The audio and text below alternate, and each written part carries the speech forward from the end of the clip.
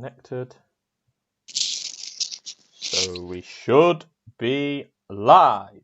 Good evening. It's a Thursday night and we are live on YouTube for Doubles and Trebles. There's myself in the hot seat as usual, and I've got SD with me. It's a busy night here on Doubles and Trebles because directly following this, we've got a special ARC preview with Andy Humphrey that will follow this. But first, it's our bread and butter, the Saturday racing action coming from Newmarket and Ascot. I've got SD with me as usual. SD, how are you on this Thursday evening? Oh, very well. I've had the week from hell. The absolute week from hell. You know what's happened. I do. Lost the phone Friday night in a drunken stupor. No phone. Never shot with Vodafone till Wednesday. Ended up at the... They couldn't send a SIM card to the right address. Ended up at the Trafford Centre last night, which is a god-awful hellhole, worse than going to Cartmel. Drove back. Speed camera flash, despite there being no limit displayed on the thing, doing 90. So if anybody's in the chat, if there's no limit displayed, has anyone ever been done? Well, because, that's... yes. Yeah, anyway, apart from that, it was great. And looking forward to going up to Hexham tomorrow for some top-class racing and Ascot or HQ Saturday, and we'll be up at Kelso Sunday. There's this wretched petrol shortage because of these women in SUVs mass buying rubbish, you know, when they need to make a 1 mile journey. Absolutely ridiculous.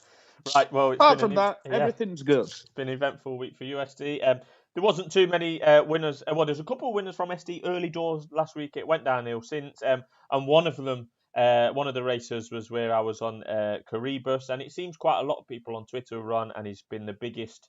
Well, I don't know if you can explain the most famous 101 beaten horse of the season, and obviously I was on, but we will swiftly move on from that. So there's 8 racers on ITV on Saturday, I think, from Newmarket, Ascot, and one from Redcar. First of all, SD, we're at Newmarket. You know what I feel about fillies handicaps, and this is the 145. I've got no selection. That will be a little bit of a theme for this evening, but I hope you have in the 145 at Newmarket. There's 14 runners, to be fair, so fire away, SD.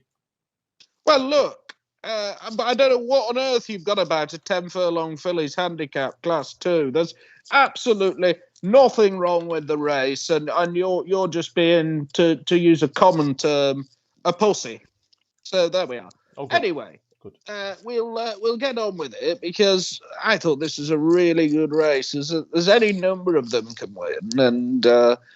Look, I was at Ripon when Mrs. Gandhi won when she shouldn't have won because she was given a god-awful ride by the jockey. Swoon's got a chance, but ended up at Carlisle last time, so clearly isn't one of Stout's stars. And as I say, there's only number one. Stars nowadays. Dream of dreams. Retired. Right, that's 1-0 to me. Go on, carry on. Okay. Don't knock the master of Freemason Lodge, I think it is. Anyway, it's from one good trainer to a terrible one, but nevertheless, Atavik's got a great chance for Gay Calloway. Massive price. Oh, well, we have to insult a woman in racing every week for Gay Calloway. No, we don't. Well, Gay Calloway with a no-lose betting account with Victor Chandler. Watch that back. So you're going for the 33-1 shot of the outside of the whole field. Yes, she beat Mrs. Gandhi actually earlier on in the year, right. And she's not been running that bad since. Now, I think she's pretty well handicapped. They've put the visor on her, and she's certainly got ability. I mean, you can't do much about the pilot, but nevertheless, Hayley Turner has had plenty. Yep. Well, Hayley Turner's had plenty of rides, some of them equine, and you know, I thought she was a well handicapped horse. Princess Nadia's a perfectly. What are you laughing at? I know exactly what you're laughing at. Insulted women drivers, a female trainer, and a female jockey. We're only 4 minutes in. Carry on. Well, we do like women. We love women on this channel, so any female viewers, that's fine. But she was quite a fox in the time, Gay Calloway, I remember.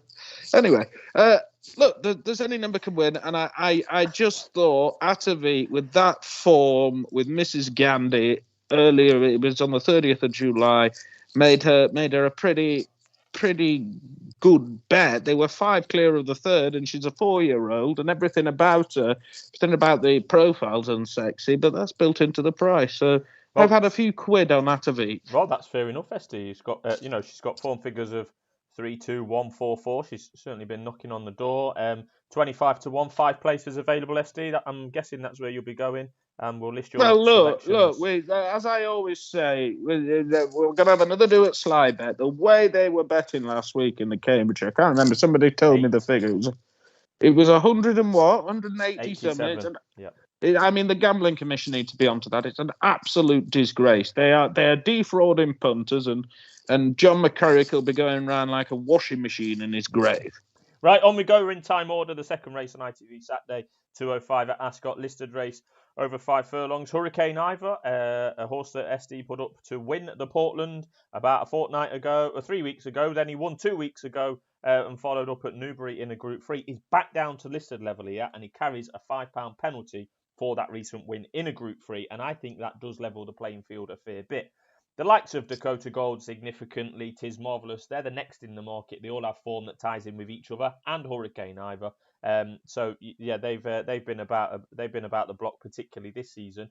There's a standout runner of interest in this race for me, and that's Minzaal. And I'm going to be backing him. It is tentative because he has had 371 days off the track. He's not been seen as a 3-year-old at all, and he was last seen when only a 7-2 shot in the Middle Park Stakes, the Group 1, just over a year ago. It is a leap of faith for the reasons given, but I thought he was really, really exciting last year, Minzaal. He entered in a load of races in the last month or so. I've had my eye on him, but he's not taken up any of them in final declarations. He still holds an entry in the Champion Sprint, which is only in 3 weeks at Ascot. And Owen Burrows will be out to impress, given his one and only owner will be pulling back from racing next year. The owner of this horse is in the Shadwell Limited colours as well, so he'll be out to impress. I think he'll be fit. And the reason why is because, like I say, he's been entered in all those races and not actually took up any of those engagements. I think he's really exciting. He's obviously unexposed in comparison to the rest of these. And if he can run up to his official rating, which is a big if, given he's been off 371 days, he's actually the highest rated horse in this race.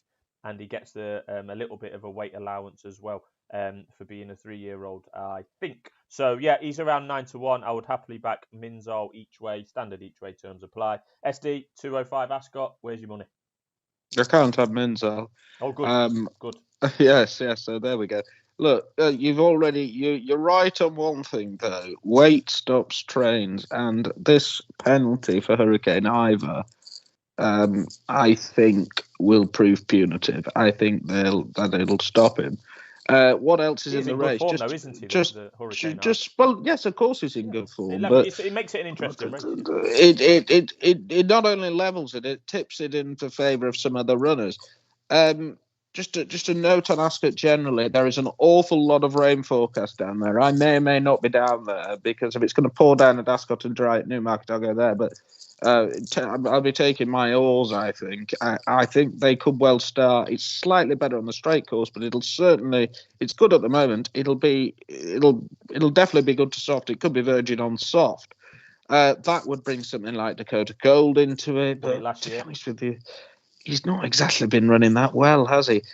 Tis Marvellous. Look, he won so well at Beverley, but then he was third to Hurricane Ivor.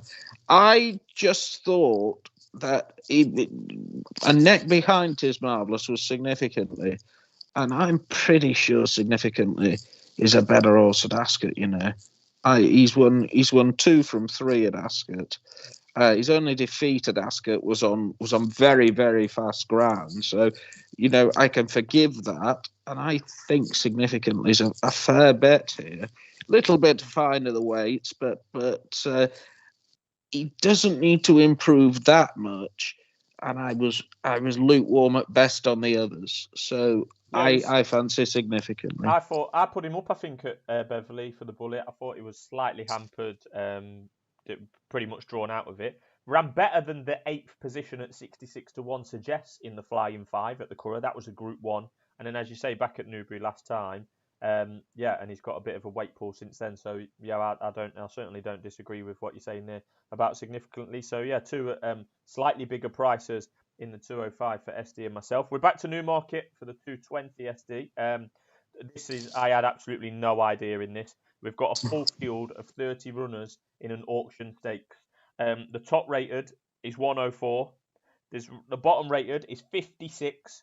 Plus, there's 3 horses that make just their second start. I mean, if this is not what you would call a minefield of a race, I do not know what is. So please shed some light on the 220 for me, SD. I don't think it's that much of a minefield. Oh, good. Look, I thought Fearby. I don't particularly like Fearby as a horse in this. I just think as a 2-year-old, he's becoming overraced. He's got to give a bit of weight. But realistically, there's not that many can win. Yeah. Just a question. I've not put you up to this, but who would, if I was to say to you, there's a trainer and a 2-year-old sales race, who'd you go to? Well, probably not necessarily. Yeah, Richard Hannon. Let's keep it simple. I'm going to bet 2, and look, they're both his. There's a couple. So you have a go at me every week about backing Hannon horses. Now you're about to back 2 Hannon horses. There's and more you're going to yet. back one There's at more Redcar yet as well. Yeah. Well, here we go. Here we go. Yeah. Okay. There's more yet. I thought Zoom ran a decent enough race first time up at Newbury. And Sean Levy's on, and that would indicate that he's fairly high in the Hannon pecking order for this race. I mean, he might not be able to do the weight of some of those down the bottom, but I'd be interested in him. He's one of them, and I don't think Foden, who won by 5.5 lengths last time, has done anything wrong at all. So I'll back those 2, and to be honest with you, you can sift this down very, very quickly. There's some horses in there with absolutely no chance whatsoever, and what that does is it bolsters the prices for others. As I say, I wasn't particularly enamoured with Fearby. I was at Redcar when Beverley when Bob Powell won last time, and he only just won. He shouldn't be good enough. And these Hannon horses, they both have the potential to improve against what is pretty moderate opposition. Yeah, so everyone look out in that race because Hannon's got 4 runners. The other ones that SD is not backing is Golden Hurst at 40-1 and Holiday at 25-1. So look out. Oh, you backed Holiday last time. There's a surprise with the Hannon horse. Yes. I probably did. That was some time ago. So no, I've not got a clue in there, SD. So if that's what you want to do, no problem with me. Sean Levy's lowest weight in the last 12 months is 8.7. Foden is on 8.7. So it might have been a push for him to do 8.7, but I think he probably could have done it. But maybe we're reading a little bit too much into that. So moving swiftly on, we're back at Ascot for the 240, the Cumberland Lodge Stakes. This is over 1 mile and 4. It's a Group 3. What did I think of this? I just think Title looked the obvious bet here. If you turn from a mid-season break to absolutely destroy a Doncaster handicap, I think you backed him that day, SD. Form has been backed up by Tyson Fury since in a listed race. He finished second in a listed race at Goodwood, Tyson Fury. I mean, it could be quite simple that Title is on the up and Hookham could be vulnerable and on his way down. He is making his 7th start of the season. Hookham, he's the 2-1 favourite. I thought Title was an obvious, especially with the dead 8 runners currently, but that might reduce if the weather forecast is to be believed at Ascot. But yeah, 9-2 currently in the each way 3 places. That was my kind of party in the 240 at Ascot. You're backing him each way? I often would do multiples, as you know, and I think I wouldn't back him a single each way, but I would back him in a multiple each way at 9-2, no problem. I'd leave it very late because I'd be pretty sure there'll be a non-runner in this, and that scuppers that. Yeah. Hookham. Look, the round course will be softer because it always is at Ascot because of when they redeveloped it and made the course not great. Hookham last time he went off a stupidly short price. He did. Was reported to have made a noise. Now, would I back him at 2-1, give him weight, given he made a noise last time on his 8th start of the season in what's likely to be pretty bad ground? I think there's a hell of a lot better 2-1 shots. I don't see what's wrong with Quickthorn here at all. He won at Salisbury last time. He was second in the Ebor. He's won on testing ground at Ascot. He's very much on the up. and he's not got a penalty, and I really did like him. I wouldn't put you off title at all. He beat Cardano last time. Cardano was second last week at Haydock. That form looks all right. Alunak doesn't really like winning. Just like soft ground, though. Alignac is one for step. Yes, he does like soft ground, but he doesn't like winning. That's the problem. So you keep throwing your money at him. Alignac, well, Stout seems to run it around Chester all the time. Quick Thorn's a fair bet. I backed him anti-post as well. Yep, fair enough. And Quick Thorn's available in there at 6-1. But like you say, that 8 runners may well be reduced by the time we get to 240 on Saturday. The next race on ITV is the feature of Saturday, the best race by some distance. It's the Group 1 Kingdom of Bahrain Sun Chariot Stakes for fillies, over a mile at Newmarket. Pretty much a carbon copy, and it is most years, of the Falmouth that takes place on the Newmarket July course. This is back on the Rolling Mile. Snow Lantern won the Falmouth and is fav here at 5-2. Alcohol Free was a significant, not declared, if you like. She was in the anti-post markets. I think there's an obvious one here at the top of the market for me, and I believe SD agrees with me. It's Mother Earth. She's 7-2. She was second in the Falmouth, and then she's gone and won. Since then, she went over to France and won a Group 1 there, a pretty decent one. And then she's running another Group 1, the Matron, over in Ireland 21 days ago. I was there, hampered really quite badly. I don't usually get on the side of popular opinion and say, oh yeah, should have definitely won if she wasn't hampered, because everyone seems to think that about Mother Earth. But on this occasion, I do. If she had a clear run that day, she would have won. The riding on No Speak Alexander that day by Shane Foley was not even borderline dangerous. It was quite simply dangerous riding. I think he got a 6-day ban. It could and should have been a lot more, and it could have even been turned over in the steward's inquiry, which was a quite lengthy one. But the problem that day was that Mother Earth, the most hampered horse in the race, finished third. So it makes it very difficult to amend and reverse results the way that they do things over in Ireland and England. If she'd have been second that day, I reckon it would have been reversed. But anyway, that's on a different subject. I like Mother Earth in this SD. She's 7-2. I think you agree, but please shed some light on it. Yeah, she should have won last time, and I'm sure Ryan will be revved up like Katie Price in a car early in the morning. That's another woman. So, well, apparently, you make a joke and there's a woman in it. It wasn't particularly sexist. Good God, it's like being on a podcast with the suffragettes. Anyway,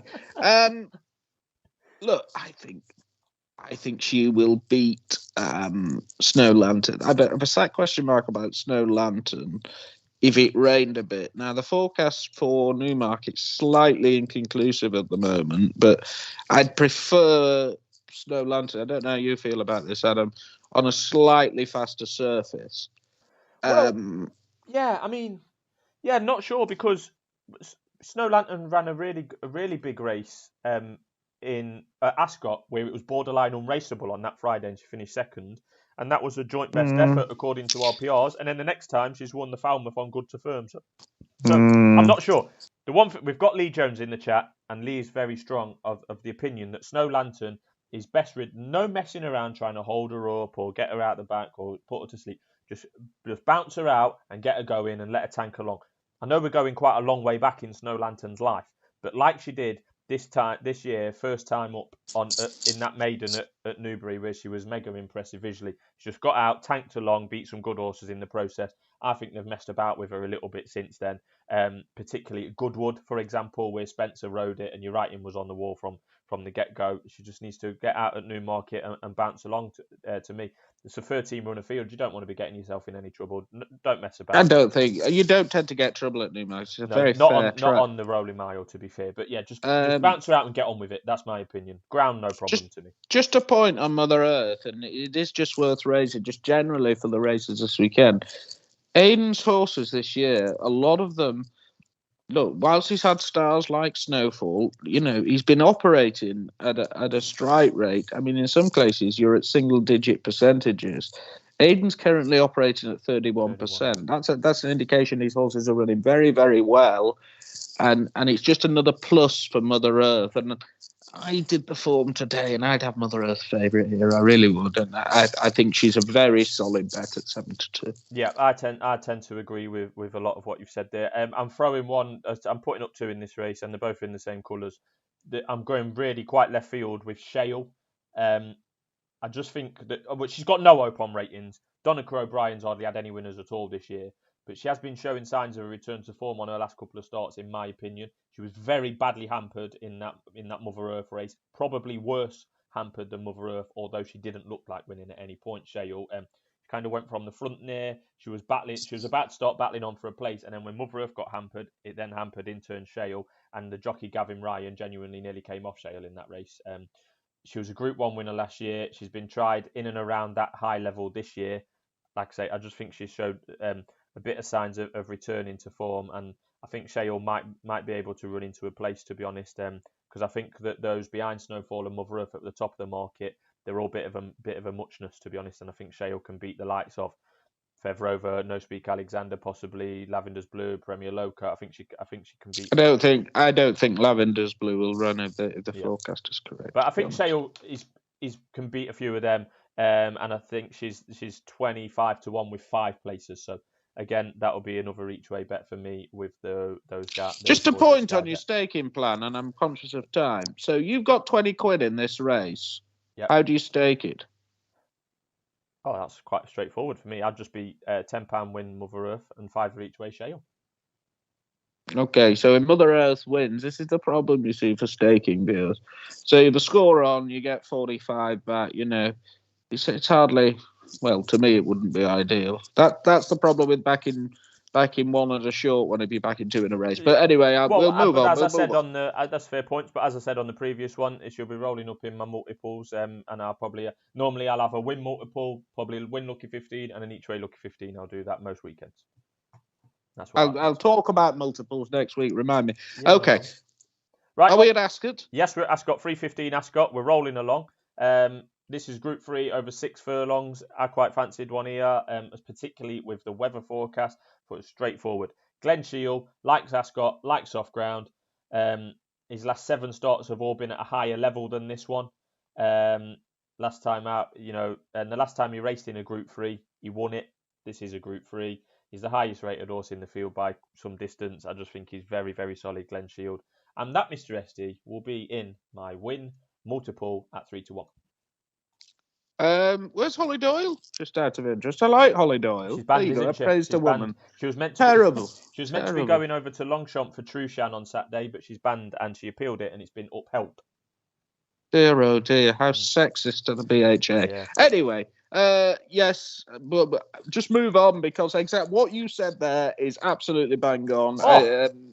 I think Glen Shiel will win, and conditions may go against Great Ambassador, so just watch the Rule 4. Well, I mean, this is a day to mark in the calendar for Doubles and Trebles fans. What you said there was bang on. Right, well, we'll take I don't see any need to add to it while we're pressed for time, so there you go. I think that's maybe 2 or 3 we've slightly agreed on. Mother Earth, Glen Shiel. I kind of agreed with you on Significantly, although it wouldn't be an official selection. Oh, we're flying. We're flying along. Right, off to Redcar. We won't be agreeing here because I have no opinion whatsoever. Redcar's biggest race of the season, the listed 2-year-old trophy, over 6 furlongs. Not my kind of race, to be honest, but sometimes there can be some value to be picked out, given that there's normally a golfing class between those at the top of the market and those at the bottom, similar to the auction race at Newmarket, what we mentioned earlier.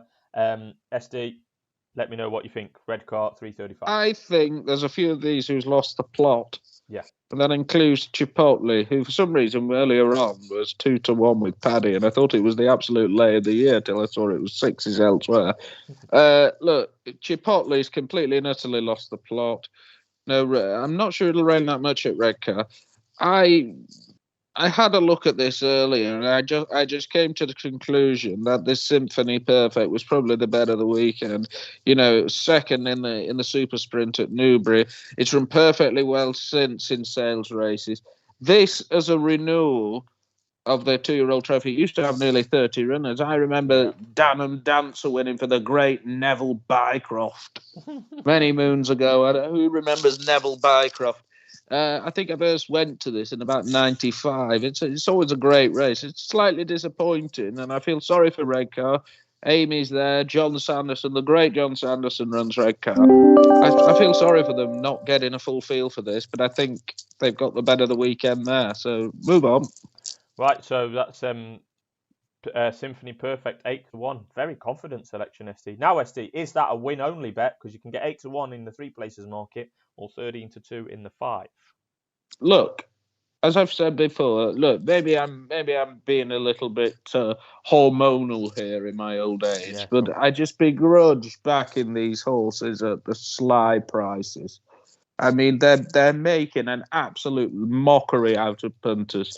Back it win only. Right, okay, we'll win only. We'll be in the description as usual. Right, the big handicap of the weekend wraps it up for us on the live ITV action. 18, a maximum field of 18 in the Challenge Cup over 7 furlongs. We've mentioned before, we've got races like this at Ascot throughout the season, the International, the Victoria Cup, etc. Now, I quite liked Aratus. I backed him last time at Goodwood, but I do fear for the rain, for the prospect of soft ground. So I'm going to reserve judgment at the moment while you are speaking me through the 350 at Ascot, SD. I think that James Fanshawe is absolutely itching to run Fresh.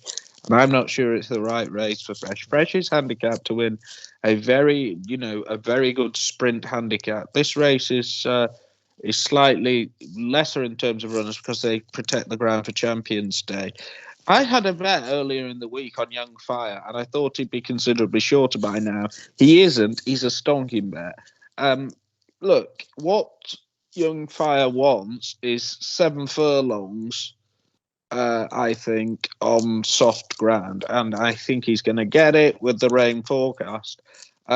He actually ran his best ever rating, or his joint best ever rating here 2 starts ago. It was his only start here. Forget the run at York last time. It's York form. It was on fast ground, and that wouldn't have suited him. But a fast run race over 7 is something that really does interest me for Young Fire, and I think he's an outstanding bet. Just of the others, I agree with you on Aratus. I'm worried about the ground. Surely the saving Escobar for Champions Day needs a mile anyway. River Nymph's a chance. Mum's Tipple, well, never really reproduced his York form, has he? Where he was the dog's doodahs, so called. Pierre Lapin, I think, needs fast ground. Ascension's back in trip. I just thought this Young Fire was a bloody good bet, to be honest. Yep, that's fair enough, SD. I know you did like that one earlier in the week, and the price is still there, really, for anyone who wants it. Yeah, 25-1, 6 places available each way. So there has been some really big price selections from SD this week. I'm going to be officially no bet in that 350 because if I put Aratus up, he don't like the soft ground and he'll probably be a non-runner anyway. So just follow what SD said in that one. Right, around the world, around the racing world with SD, you've already signalled your intention this weekend. You're at Hexham Friday. You're at Ascot or Newmarket on Saturday, and then Kelso Sunday, while all of us will be sat at home watching the action from Longchamp. You're going to be at Kelso. Where's the money for around the racing world with SD? Right, very quickly, 2:30 at Chester. Fast Company. This thing is very fast out the gates. His 2 best RPRs are at Chester. Likes a bit of dig in the ground. Drawn 1. There'll be a lot of digging in the ground the way the weather. The £7 lads on it. It'll shoot out of the traps like it's got a Catherine wheel up its jacksie and never be seen again. So there you go. It's 12-1. Is that the only one, SD? Yeah. Back it win only. No. And then we're off to Dunstall Park, the great Dunstall Park. You love it when I do this, don't you? What on earth race was it? It's the 7 o'clock. I thought Volatile Analyst, back to 6 furlongs, just trying something a little bit different. I thought he was handicapped to win a race like this, and I don't think he has a problem with 6 furlongs. I think he'll outclass them. 11-2, perfectly good price there. And very, very quickly, anyone lucky enough to be punting at Hexham tomorrow, I've always got one for you there. There's a horse there called Norley. Now, Norley caught my eye when he probably ran a little bit And how can I put it? He probably ran better than Connections hoped he would in the novice hurdle at Plumpton earlier in the year. What time? Last race at Hexham tomorrow, 5 o'clock, I think it is, or something. He ran really well that day. He was third at Bangor last time. The horse that was second went in and wazzed in next time. He was 5-1 early with 365. The lad's taking 5 off. Ben Pauling's really running well at the moment. Certainly not appalling, but Ben Pauling. And I'm absolutely all over this thing tomorrow. Absolutely all over. Come on, tell me. So it's in the 440, the lucky last. Norley, right. Because I'm putting it in the chat because you know how popular this is. So, right, we've got 3 around the Racing World Selection from SD this week. We've got Fast Company in the 2:30 at Chester Saturday. Volatile Analyst, 7 o'clock, Wolverhampton Saturday, and then Friday, a bit of a bonus Friday selection, 4:40, Hexham on Friday, Norley, and it is available. Yeah, and just a point about Norley as well. It's Ben Pauling's only runner at Hexham. It's a hell of a long way for him, and he knows what's going to happen tomorrow. Right, SD, we've got 1 minute to tell me who wins the Ock. Snowfall. Right, and I want to know why, because Snowfall... Because I think she's very good. I've always thought she was very good. I'm not quite sure what happened last time, but it didn't really perturb Aidan, did it? Look, good horses don't win classics. Well, bad horses don't win classics by that margin.